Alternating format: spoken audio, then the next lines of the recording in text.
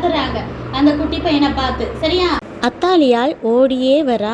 என்னடா இவ்வளோ சத்தம் கேட்குது, ராஜா வாழ்கன்னு சொல்றாங்க அப்படின்னு சொல்லிட்டு உடனே ஓடி வந்து பார்த்தா அந்த குட்டி தம்பி எல்லாரும் ராஜாவாக்கி வச்சிருக்காங்க.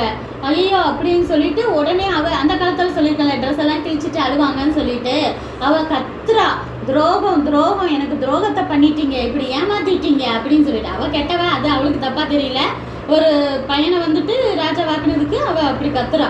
உடனே வந்து யோகிதா சொல்றாரு, இவளை வந்துட்டு சர்ச்சுக்குள்ள வச்சு யாரையும் கொல்லக்கூடாது, இவளை ஓட விடுங்க, கொஞ்சம் தள்ளி சர்ச்சை விட்டு வெளியே போன பிறகு இவளை கொல்லுங்க அப்படின்னு சொல்றான். அவ உயிருக்கு பயந்து ஓடுறா. சர்ச்சை விட்டுட்டு இந்த குதிரைங்கள்லாம் இருக்கும்ல அந்த இடத்துல ஓடும் போது அவளை எல்லாருமே சேர்ந்து கொண்டு போட்டுறாங்க.